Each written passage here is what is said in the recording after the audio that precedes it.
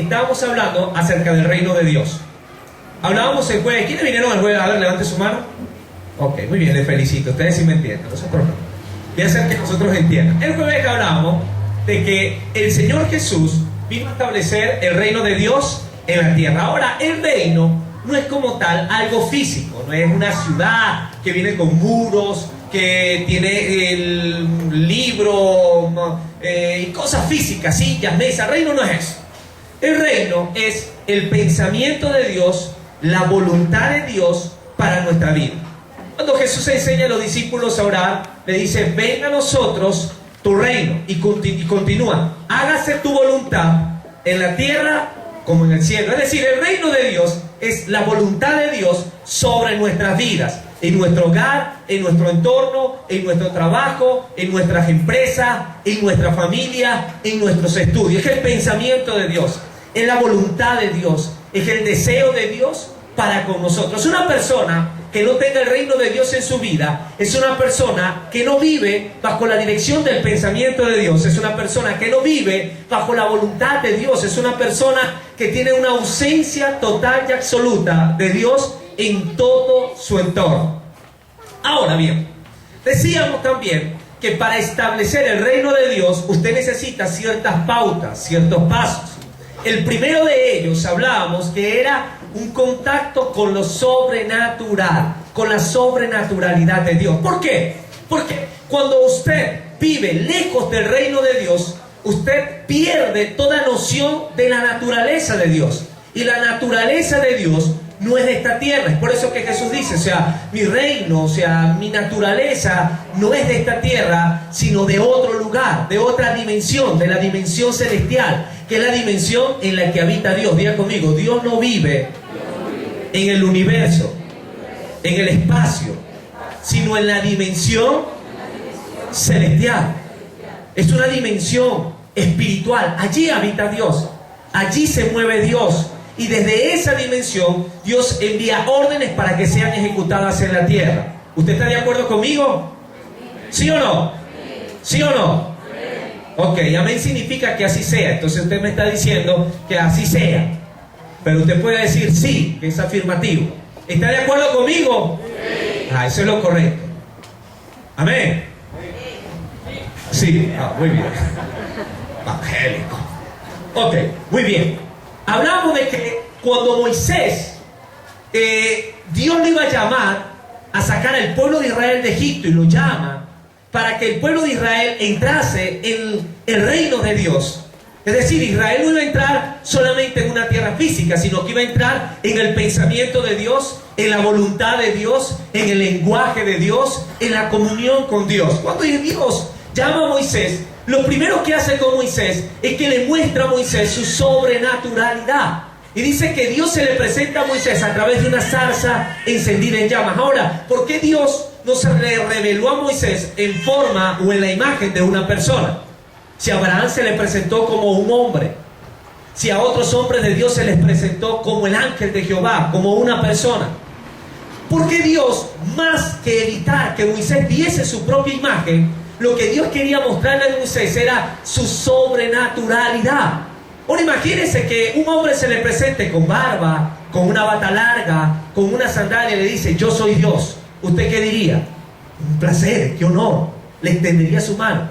Pero imagínense que usted va caminando y que una palmera como esa que tenemos a mano derecha, qué bonito que nuestra iglesia tiene esa ambientación ya hecha por el Creador, y que esa palmera esté encendida en llamas, así como Goku cuando agarraba el ki en Dragon Ball. Ahora, esa palmera se enciende en llamas y le hable y le diga: Edgar, ¿cómo estás? O que le diga: Carlos, ¿cómo está? ¿Qué ilustración sería más dramática? ¿Qué hablaría de sobrenaturalidad? ¿Un hombre con una barba, con una bata, con una sandalia, o un árbol encendido en llamas que no se consume? Indudablemente la zarza encendida. Dios le estaba mostrando a Moisés su sobrenaturalidad. ¿Por qué? Porque Moisés había oído de Dios, había escuchado de Dios, pero se le había olvidado la característica más importante, y es que la esencia de Dios es lo sobrenatural. Porque es que resulta ser que para Moisés poder sacar al pueblo de Israel de la tierra de Egipto no iba a ser de una forma sencilla, no iba a ser fácil. Tenía que ser a través de hechos sobrenaturales. Entonces Dios tenía que convencer a Moisés de que el Dios que gobernaba su vida no era cualquier Dios, sino que era un Dios que tenía la capacidad de obrar de manera sobrenatural y de hacer lo imposible posible, lo difícil fácil. Lo que no podía crecer y era muerto, Él lo revivía y lo hacía crecer. Lo que era estéril lo volvía productivo, lo volvía fértil. Dios le estaba mostrando a Moisés su sobrenaturalidad. Porque la única forma de que el reino de Dios se establezca en nuestras vidas es que sea de una manera sobrenatural. Hay gente que dice, una frase muy popular, que dice así: árbol que nace torcido, ni que lo faje chiquito. No, no es así, ¿verdad? Su rama no es derecha. Muy bien. El chapulín, ¿verdad? Ahora bien, no hay manera de que una persona cambie de forma natural. Necesita un hecho sobrenatural. Yo no sé si a usted le pasó que cuando usted no conocía de Cristo, usted estaba adicto quizás al cigarrillo, adictos a algún vicio, adictos a un comportamiento, y cuando usted llegó acá a la iglesia, al cuerpo de Cristo, usted pasó al frente un día, un llamado, levantó sus manos, comenzó a llorar, y a partir de ese día usted fue diferente, fue transformado, mudado, cambiado en otra persona. Eso ocurre porque fue un hecho sobrenatural. Cuando el Señor Jesús tiene un contacto contigo, lo primero que hace es mostrarte su sobrenaturalidad. Si no hay sobrenaturalidad, el reino de Dios jamás se podrá instituir en nuestras vidas, en nuestra casa, en nuestra familia. El reino de Dios, que es el pensamiento de Dios para ti, es bueno. La Biblia dice que los pensamientos de Dios para con nosotros son para bien y no para mal. Son buenos. Dice la palabra además que la voluntad de Dios para con nuestra vida, ¿cuál es? Buena, agradable y perfecta. Además, la Biblia dice que en el reino de Dios Cristo se hizo pobre para que tú fueses enriquecido en gran manera. Ahora, de forma natural, ¿tú te puedes comprar un carro? Probablemente no. De forma natural, ¿tú puedes tener una casa decente? Probablemente no. De forma natural, tú no podrás tener quizás la empresa de tus sueños, pero a través de la sobrenaturalidad de Dios, el pensamiento de Dios, que es su reino para con tu vida, se puede establecer, se puede hacer hecho realidad. No es una fantasía ni es una promoción de TV Compra, sino que es el propósito de Dios en tu vida, hecho sí y amén. ¿A través de qué? De un hecho sobrenatural para contigo. Ahorita se me acerca Dios y me dice: hay una casa hermosa tal, vale 4.000 millones de bolívares, ahí puede estar la iglesia. Y de pronto mi pensamiento dijo: es mucha plata. Pero por otro lado el Señor me dijo: ¿de qué predicaste el jueves? La sobrenaturalidad. Y amén, aleluya, amén, Padre, lo creo. La sobrenaturalidad hace lo imposible posible. Yo creo que cuando usted conoció de Cristo, usted fue convencido por un hecho sobrenatural. Algo hizo Dios de manera sobrenatural que te persuadió, porque el primer contacto que Él tiene con nosotros para establecer su reino en nuestras vidas, en nuestra casa, en nuestra familia, es a través de la sobrenaturalidad. Antes de Dios ser un Dios que perdona, antes de Dios de ser un Dios que ama, antes de ser un Dios que te da propósito, lo primero que va a hacer en tu vida es mostrarte su sobrenaturalidad. ¿Cuántos que están de acuerdo? Amén. Un aplauso al Señor.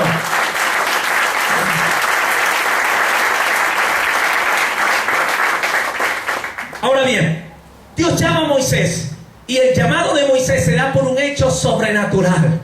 Moisés ve la zarza, no se consume, y enseguida la zarza no solamente estaba encendida en llama y no se consumía, sino que aparte de eso hablaba. Y le habla, le dice: Moisés, el lugar que estás pisando es santo, por lo tanto, quítate las sandalias de tus pies. Entonces, el Señor no solamente se presentó en una planta encendida en llama que no se consumía, sino que una tierra que no era tierra santa, la convierte en tierra santa, porque donde está la presencia de Dios, Él cambia la muerte en vida, cambia la desolación en construcción, cambia la soledad en compañía, cambia la tristeza en baile. Amén. Entonces, el Señor le muestra su sobrenaturalidad a Moisés, pero dice Moisés: yo para establecer mi reino en tu vida, yo necesito que tú cumplas mi plan, yo necesito que tú cumplas mi propósito, y yo necesito que en ti se forme la persona que yo deseo que seas tú. Entonces Moisés hasta ese momento era un asesino que estaba huyendo de la justicia, ¿sí o no? A él lo podemos pintar de otra forma. Ay, el patriarca, el pastor está hablando mal del patriarca. No, la Biblia dice que el que mata es un homicida, y el homicida merece muerte, porque el que derrama sangre inocente, con sangre lo tiene que pagar. Es decir, Moisés merecía la muerte delante del Señor. Ahora, sin embargo, como Dios es grande en misericordia y como Dios es extraordinario, Dios le dice a Moisés: Moisés, tengo un propósito con tu vida, pero lo primero que tienes que hacer es tener contacto con lo sobrenatural. Moisés le creyó a lo sobrenatural, que es bien interesante, porque si a mí me habla una planta, yo tengo dos opciones: o salgo corriendo y digo que es un demonio y reprendo al diablo, o le creo y digo: este es el Señor, mi Dios, que me está hablando. Entonces lo que hizo Moisés fue que comenzó a hablar con la planta que estaba encendida en llamas, no se consumía, y descalzo de paso. Es decir, que cualquiera que pasaba, imagínese Yetro buscando a Moisés y lo ve hablando con la planta. ¿Usted qué pensaría si usted llegara un día a su casa y encontrara a su esposo hablando con el centro de mesa? Sí, Dios, gracias, amén, yo le creo a tu propósito. ¡Está loco! Se volvió loco el tipo. Ahora, Moisés acepta la locura de Dios, porque muchas veces la sobrenaturalidad de Dios te va a demandar hacer cosas locas. ¿Amén? ¿Tú estás en hacer cosas locas por ti? ¿Ah? Si Dios te dice que te va a llevar a las naciones, pero te pide algo loco, ¿estás dispuesto a hacerlo? Si Dios te dice a ti: hola, ¿vienes por primera vez? ¿Quién te invitó? Si Dios te dice a ti: necesito que hagas una sola cosa loca para bendecir tu casa, tu familia, ¿tú lo harías? Amén. No sabes lo que está haciendo en lo espiritual esa respuesta. Yo veo un milagro sobre tu casa. Yo veo la sobrenaturalidad de Dios. Porque es que tú necesitas una respuesta sobrenatural, porque por lo natural no has podido alcanzar nada.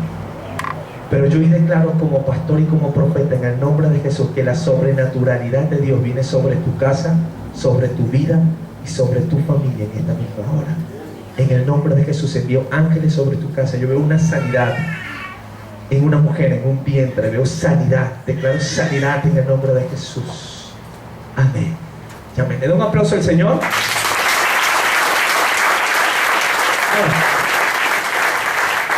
Entonces Dios llega y le habla a Moisés, y Moisés llega y dice: está bien, Dios fue el que me habló, la zarza. Y Moisés dice: wow, es Dios, qué bien. Porque ahí tú entiendes que tú no estás en una falsa doctrina, que tú no estás en una secta, que tú no estás en un lugar errado, sino que tú estás en el lugar correcto. ¿Cuántos lo creen? Amén. Yo creo que estoy en el lugar correcto, en la hora correcta, en el tiempo correcto y específico. Amén. Ahora, Dios llega y le dice a Moisés: está bien, Moisés, yo voy a sacar al pueblo de Israel de Egipto y voy a establecer mi reino sobre ellos, pero yo necesito que tú hagas algo, y es que seas violento.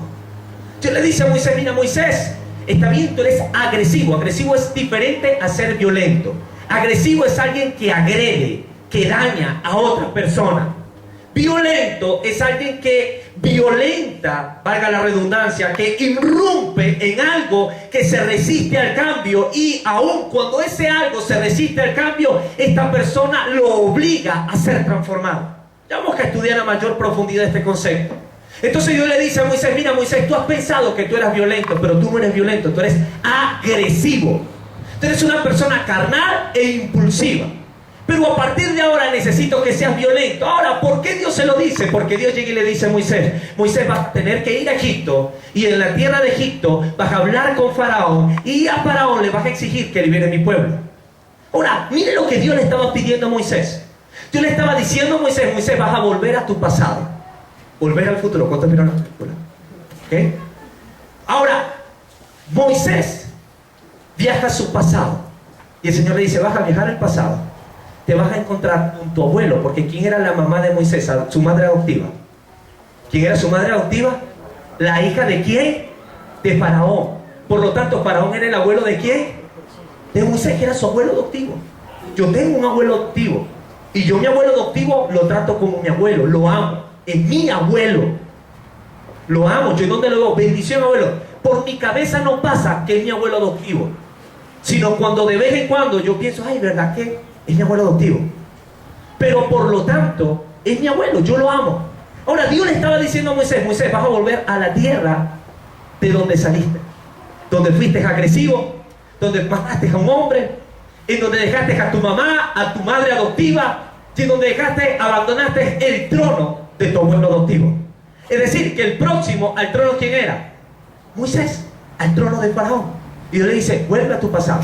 Ahora, tú vas a hablar con tu abuelo. Imagínese hablar con el abuelo de uno y hablarle fuerte y decirle, tú tienes a esclavo al pueblo de Dios. Imagínese, el nieto hablándole hacia el abuelo. Y ahora te hablo en nombre de Jehová de los ejércitos, que se me apareció en una zarza encendida en llama. Más loco aún. Y te ordeno que lo dejes ir. La locura de la locura.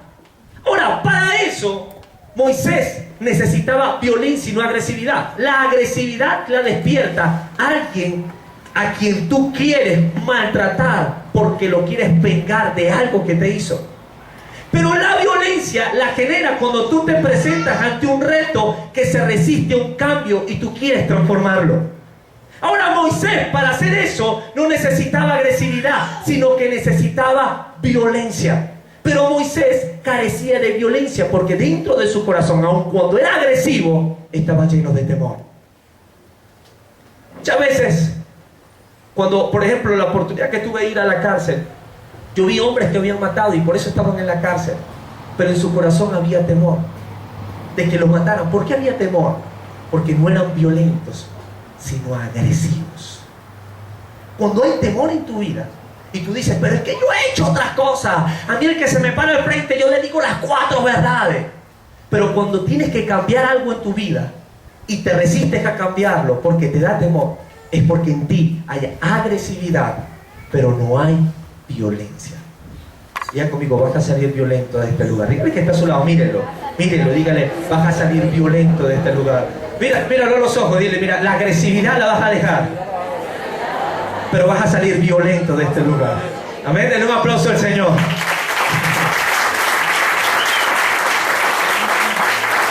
Éxodo capítulo 4. Vamos a ubicarlo allí, versículo 18. Ajá, ¿están allí? Amén, es que todavía no han llegado, pues me imagino, ¿no? ¿Están allí? Sí, algunos dicen sí. Yo espero. Esas hojas llenas de polvo, telaraña. Señor, perdónalos. Ten misericordia. ¿Están allí? ¿Sí? ¿Sí o no? Ok, muy bien. Éxodo capítulo 4, versículo 18 dice: así se fue Moisés y volvió a su suegro Yetro y le dijo: iré ahora y volveré a mis hermanos que están en Egipto para ver si aún viven. Y Yetro dijo a Moisés: ve en paz. Dijo también Jehová a Moisés en Madián: ve y vuélvete a Egipto, porque han muerto todos los que procuraban tu muerte.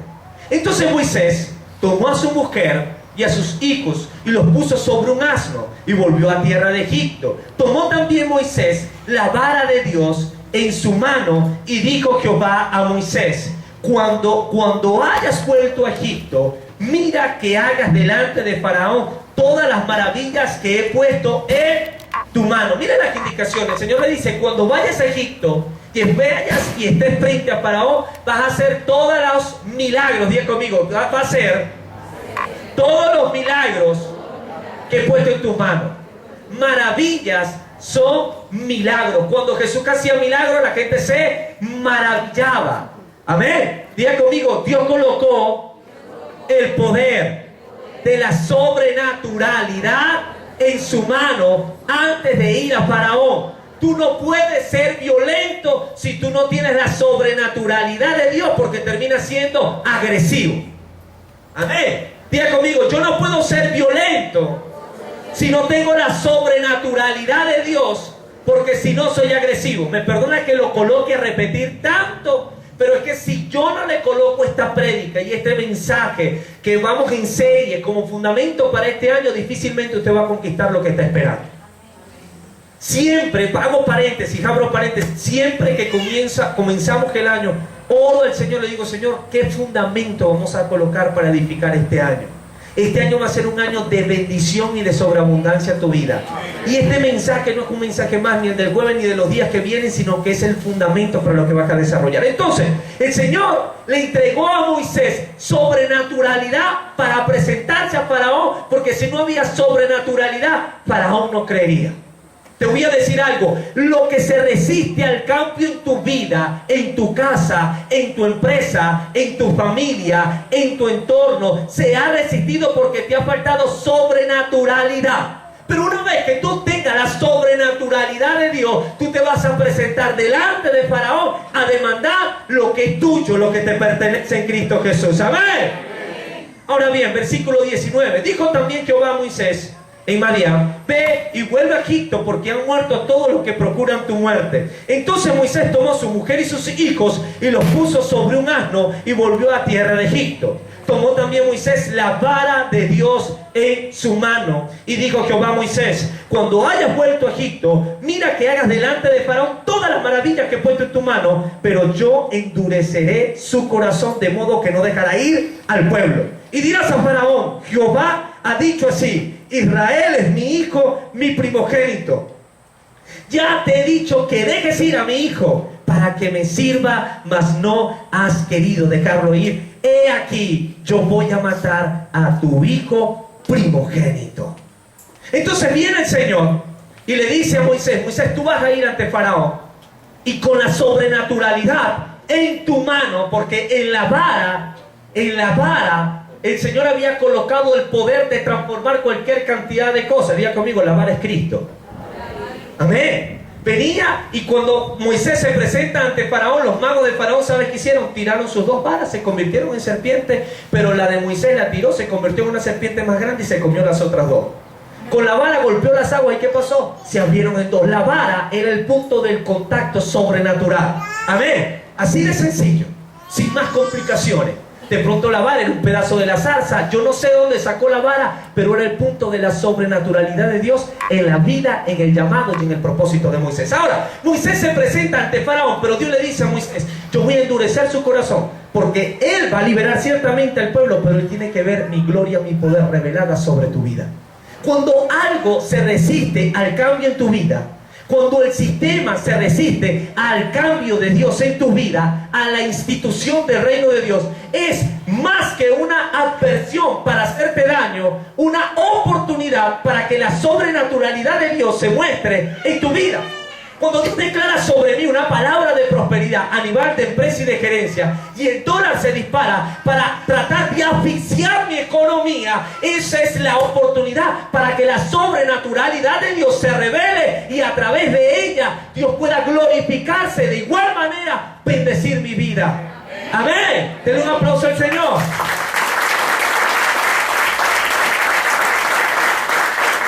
No hay tribulación lo suficientemente grande que pueda detener el reino de Dios en tu vida.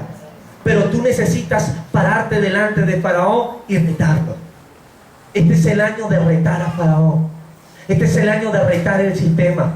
Este es el año de retar las circunstancias que ha estado afligiendo tu entorno. Este es el año para decirle: miseria te va de mi vida. Este es el año para aplicarle violencia y decirle: pasividad espiritual te va de mi vida. Gente que cada vez que abre la Biblia le da sueño. Este año usted se tiene que dar cachetadas, tiene que ser violento. Te digo algo, ojo, cada vez que te cierres y te quiera dormir, que lea la palabra, me voy a dar una cachetada, tú ves. Yo le aseguro que al usted darse la primera, usted no se va a quedar dormido. Diga conmigo, violencia. Ahora, Dios quiso sacar a Israel de Egipto, ¿sí o no? ¿Sí o no? Ahora, ¿quién fue el que endureció el corazón de Faraón? Dios. ¿Por qué lo endureció? Porque Israel necesitaba violencia. Diga conmigo, Moisés necesitaba violencia. Pásenme el bate por plata. Ahora, vamos a ver algo bien interesante. Yo quiero que me acompañen a Mateo capítulo 11, versículo 12. Y vamos a ver algo en la palabra bien interesante. Mateo capítulo 11, versículo 12. ¿Ok? Vamos a leer por favor desde el versículo 1. Versículo 1. ¿Están allí? Sí, gracias. Cuando Jesús terminó de dar instrucciones a sus 12 discípulos, se fue de allí a enseñar y a predicar en las ciudades de ellos. al oír Juan en la cárcel los hechos de Cristo, le envió 2 de sus discípulos para preguntarle: ¿eres tú aquel que había de venir o esperamos a otro? Respondiendo Jesús le dijo: id y haced saber a Juan las cosas que oís y ves. Los ciegos ven, los cojos andan, los leprosos son limpios y los sordos oyen, los muertos son resucitados y a los pobres es anunciado el evangelio. ¿Cómo se llama eso? ¿Cómo se llama eso? No, sobrenaturalidad. La Buena Nueva es una iglesia, mire, hay muchas. Una que en la 30, la otra en el este. Diga conmigo a la cuenta de 3, 1, 2 y 3. Sobrenaturalidad. Que un ciego vea, ¿cómo se llama? Buenas nuevas, no, sobrenaturalidad. Que un cojo ande, ¿cómo se llama? Buena nueva, no, sobrenaturalidad. Ay, Dios mío. Señor, ¿qué voy a hacer con esta iglesia? Que los muertos resuciten, ¿cómo se llama? Aleluya, gracias Padre, está fluyendo. Versículo 6. Y bienaventurado es aquel que no haya tropiezo en mí. Versículo 7. Mientras ellos se iban, comenzó Jesús a decir a Juan y a la gente, comenzó a decirle de Juan a la gente. O sea, se fueron los discípulos de Juan y Jesús comenzó a hablarle a la gente de Juan. Es decir, Jesús estaba con un grupo de personas, vinieron los discípulos de Juan, interrumpieron la ponencia de Jesús, dijeron: maestro sabio, Juan mandó a decir desde la cárcel. ¿Quién había metido a Juan en la cárcel? Herodes Antipas. ¿Por qué lo había metido? Por chismoso. Porque Juan fue llamado a anunciar el camino ¿de quién? Del Mesías. Pero Juan sabía que la mujer del hermano de Herodes, de la prima de la mujer del mocho, Juan sabía que Herodes se acostaba con su cuñada. Eso es Cesarea de Filipo. Todavía están los restos de la ciudad en donde gobernaba Herodes Antipas. En Israel todavía está el Coliseo, está el teatro, está todo, impresionante. Seguramente Pedro caminó por esas piedras que todavía están en ese lugar, maravilloso. Hace 1950 años atrás, 1970 años atrás, mucho tiempo, ¿verdad? Ahora bien, resulta ser que Juan se desvía de su propósito, porque el problema está que cuando tenemos poder de Dios nos creemos Superman y nos empezamos a meter en la vida de los demás. Usted no se tiene que meter en la vida de nadie, usted se tiene que dedicar a cumplir su propósito. Amén. Tu espíritu de chisme lo echamos fuera en el nombre de Jesús. De una vez. Ahora, resulta ser que Juan llega y comienza a saber el cuento y le dice a Herodes: ¡tú! ¡Que te acuestas con la mujer de tu hermano! Entonces Herodes Antipas le molestaba el asunto, pero Herodes sabía que Juan era un hombre de Dios y lo respetaba. Entonces la mujer de su hermano, su cuñada, llega y se embroncaba con el asunto. Entonces mandan a meter preso a Juan, pero no lo tocan. Resulta ser que Herodía, la hija de la cuñada de Herodes: pídeme lo que tú quieras y te lo daré. Si me piden la mitad de mi reino, te lo daré. Y la tipa sale y le dice a la mamá: Herodes me dijo que le pidiera lo que quisiera. Y la vieja dijo: me voy a sacar la yuga que tengo contra Juan. Dijo: pídele la cabeza de Juan en una bandeja. Y así fue.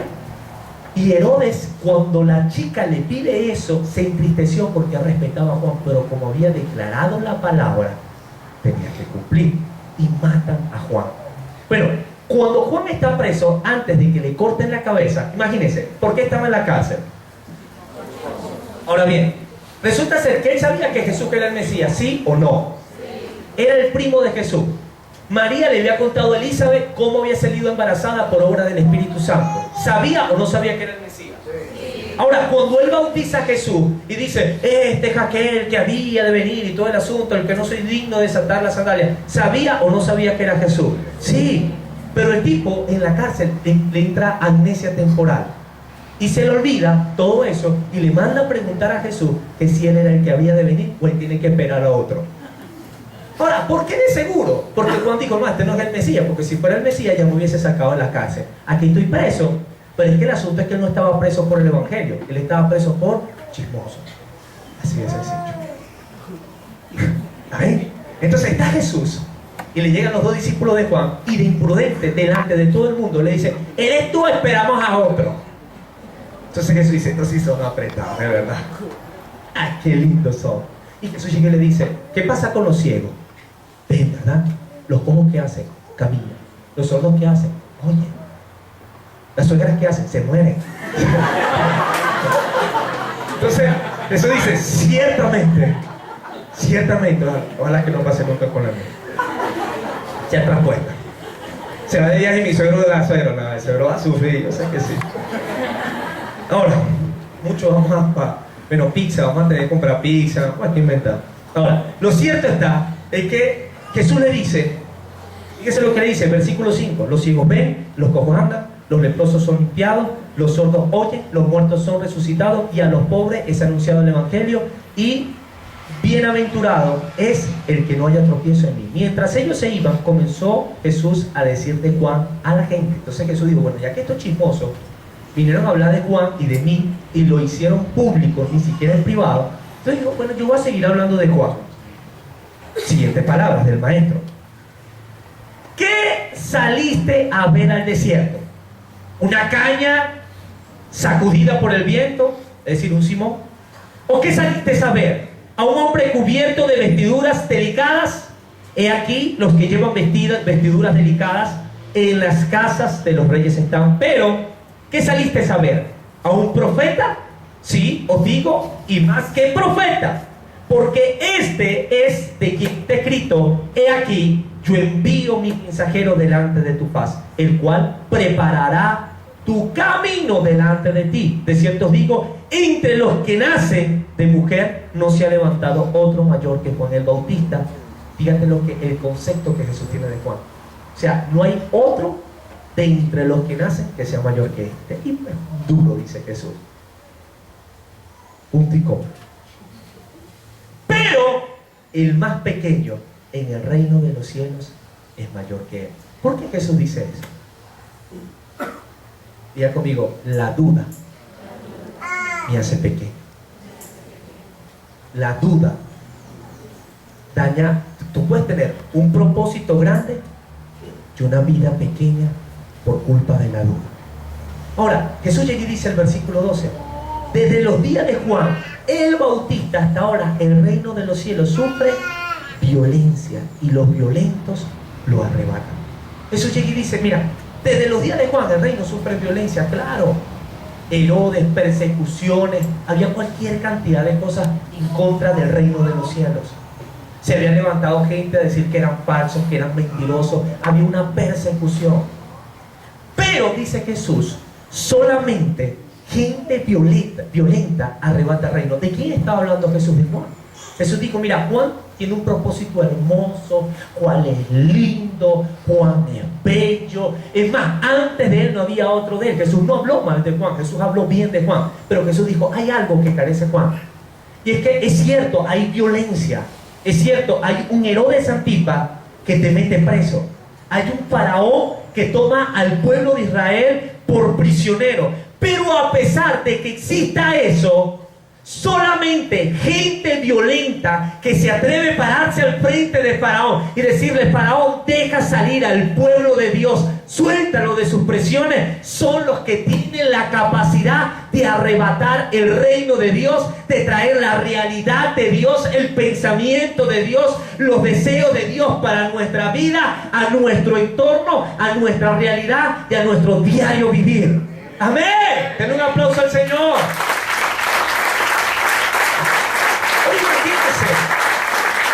La palabra violento allí utilizada es la palabra piaste, que significa hombre esforzado. Ahora, usted no se imagina a un Moisés llegando al lugar de su pasado.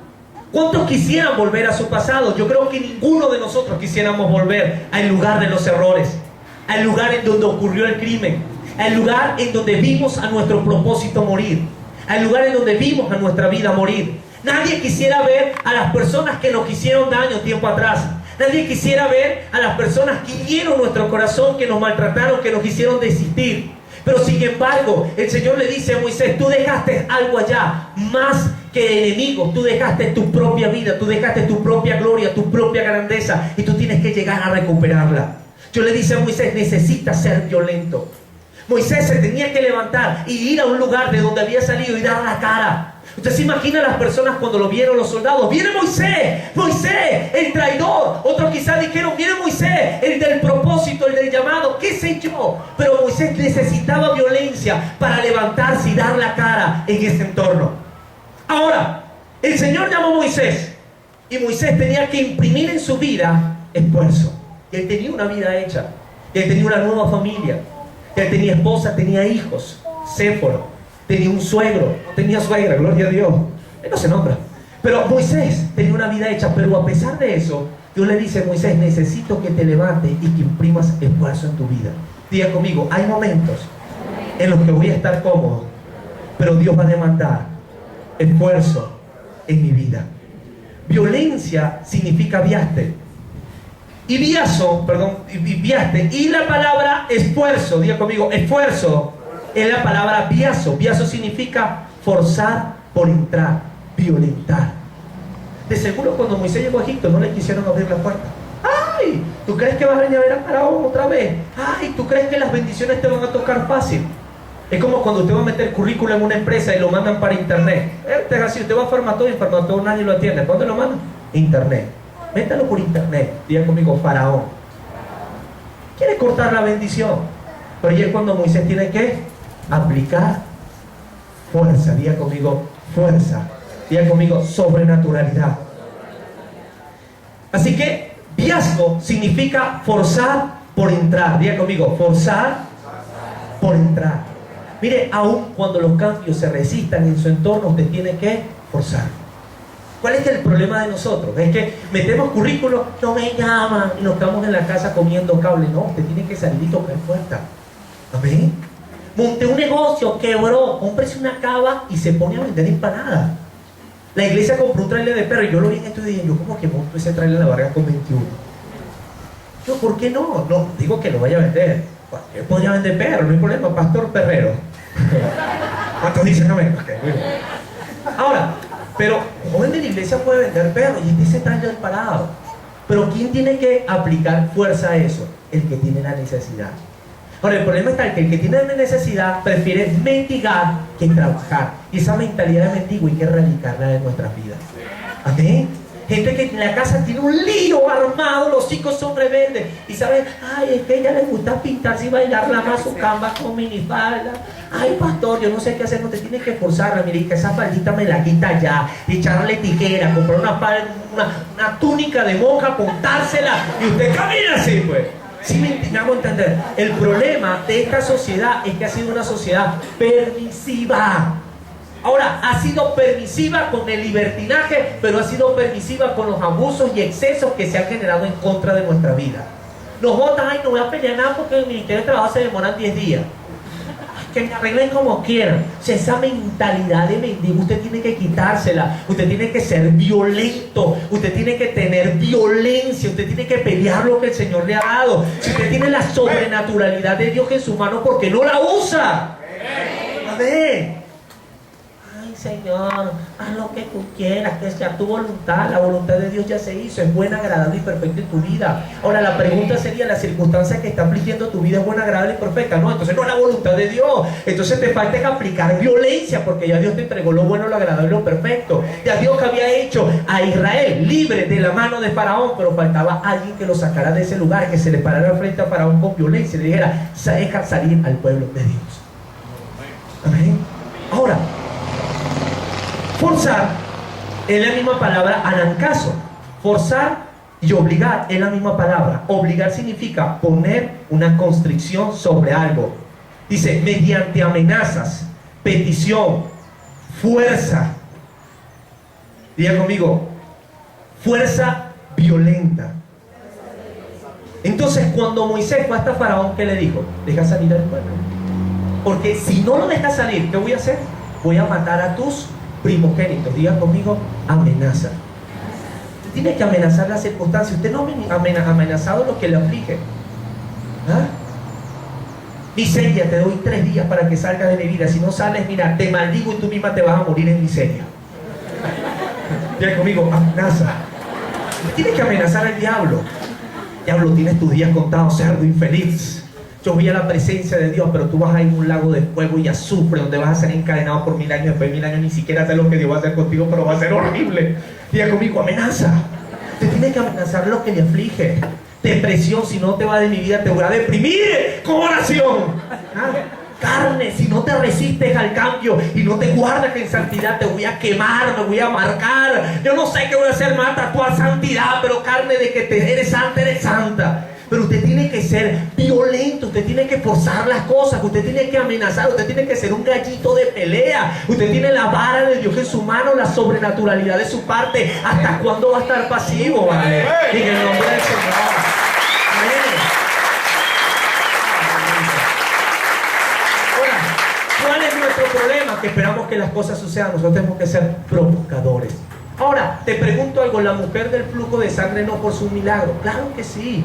Jesús no la ministró, Jesús no le impuso la mano, pero ella dijo, aunque no me imponga la mano, aunque no me ministre, yo voy a abusar, yo lo voy a tocar, yo lo voy a violentar. Ahora, la gente lo ve, sí, lo tocó el borde. Mire, usted no sabe lo que significa tocar a un judío. Usted no sabe lo que significa tocar a un judío. En Israel, cuando estábamos en el restaurante estaba dividido. Y entramos un día a comer, mi grupo, los 4 mosqueteros, y vemos que todo estaba full. Y yo dije, ¿a quién estaba así? Vale, nos metimos. Cuando nos metimos y comenzamos a comer, había como 4 judíos, y las barbas se le pusieron lisas. Y de pronto llega el mesonero en un muy mal español: ¡Quítense de aquí! ¡Comer allá! Yo no, chame, yo la comí por la mitad, yo me paro cuando termino. Ahora, ahí no decía un letrero, esto es para judíos, pero los judíos, sin embargo, aun cuando no discriminan de manera directa, con su actitud te dicen, no quiero que me toques.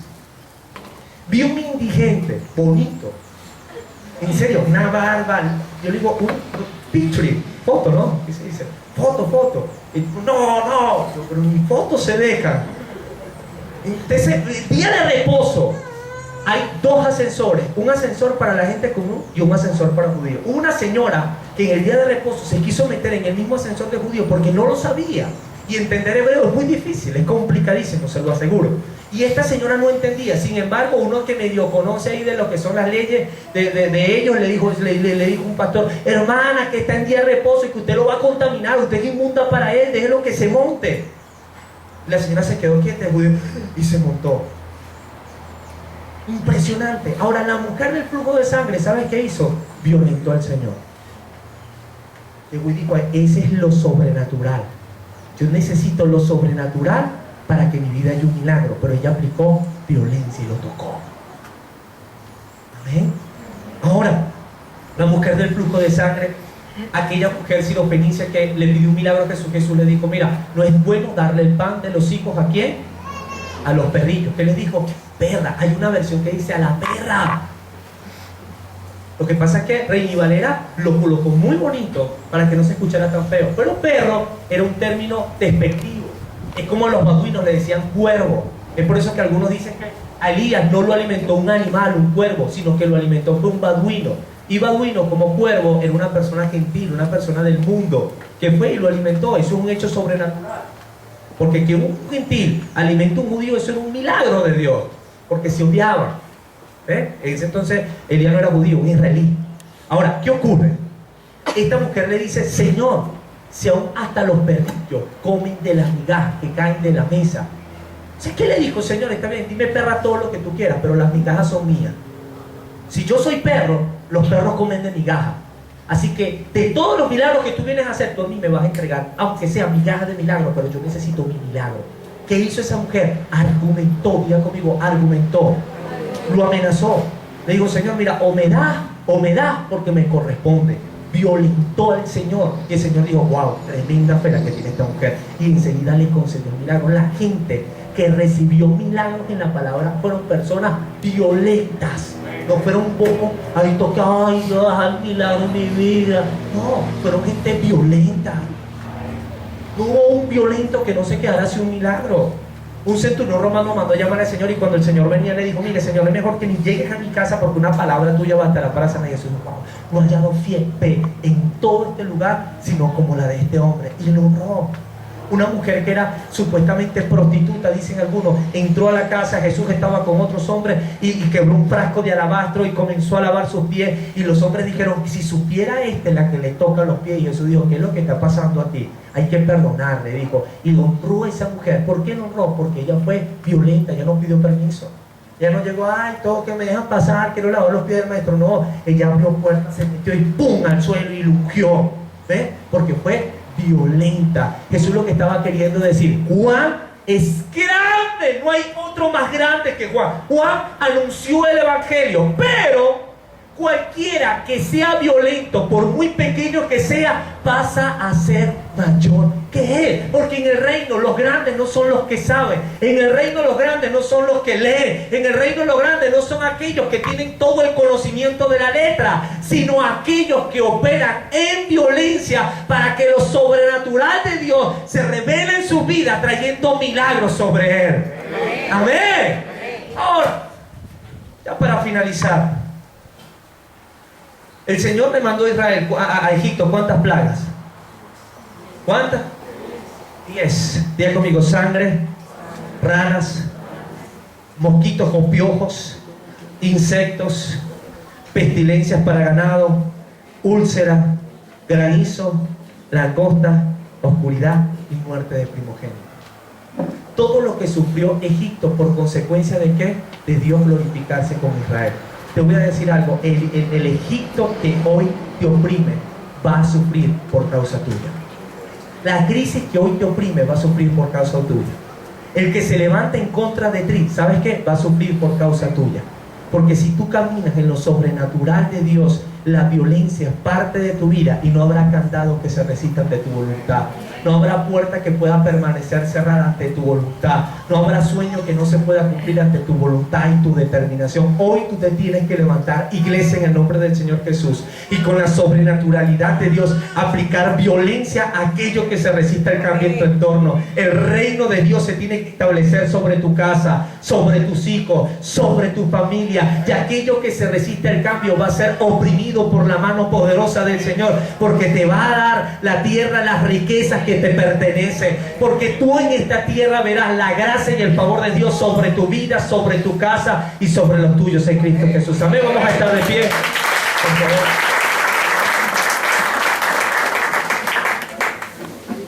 Diga conmigo, violentando el reino. Habla su Biblia allí en Lucas 6:6. Perdón, 16:16. Lucas 16:16. Lucas 16:16.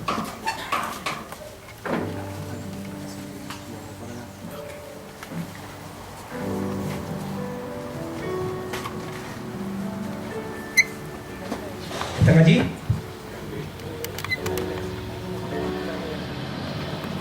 Dice, la ley y los profetas eran hasta Juan. Desde entonces, el reino de Dios es anunciado y todos se esfuerzan por entrar. Fíjese, desde los profetas hasta Juan era la ley. Diga conmigo, no había revelación. No había revelación. Pero a partir de Juan comienza a establecerse el reino de Dios. Mire, usted no nació para vivir bajo el dominio de una ley, sino para vivir bajo el dominio de un reino, de un pensamiento de reino. Mire, yo voy a ser muy específico y no me discrimine ni me señale, por favor. Yo te voy a preguntar algo y no me lo vas a responder, tú mismo te lo vas a responder. ¿Estás viviendo como un rey? ¿Estás comiendo como rey? ¿Usted cree que los reyes tienen preocupación? No, tiene un poco de gente que le solucionan los conflictos. ¿Estás pensando como rey? ¿Estás teniendo tiempos de reposo como rey, de descanso? Piensa un poquito cómo viven los reyes. Hasta cochina envidia el asunto. El rey fulano de tal en su yate de vacaciones. No estoy hablando de amor al dinero, no me señalen, no me juzguen. Es cierto, el reino de los cielos no consiste ni en bebida ni en comida, pero el Señor vivió como rey. Cuando estuve en el mar de Galilea, disculpe que sea tan específico, y gente, ay, otra vez el cuento, Señor, no importa, que tú quieras. Tú me llevaste, te aguanta. Vi las embarcaciones en las que viajó el maestro. Yo decía, o sea, aquí, y pregunté, ¿quiénes viajaban en esas embarcaciones? Los que tenían. Gente pudiente era los que se montaban en barca. Y Pedro tenía una y se la prestó el maestro. Yo decía, con razón que la multitud escuchó al maestro, es que no era un botecito. La embarcación, la medida no la tengo ahora, creo que era 25 metros, algo así. Es cierto que era casi todo este espacio, la embarcación. De punta a punta. 18, 20 metros tenía la embarcación. Era alta, era una plataforma, era una tarima a orillas del mar de Galilea. Por eso es que la multitud le escuchó. No era un botecito como el del zoológico. Iba Pedro y la barca se hundía. Que la gente tiene una imaginación de verdad. Yo me lo imaginaba así. Cuando llegué yo dije, mi respeto, maestro. Cuando la barca se llenó de peces y estaba que se hundía, mi respeto, maestro. Eran muchos peces. El asunto está en que nos metieron una mentalidad de pobre de espíritu tan grande que vivimos como Calimero. Ojalá.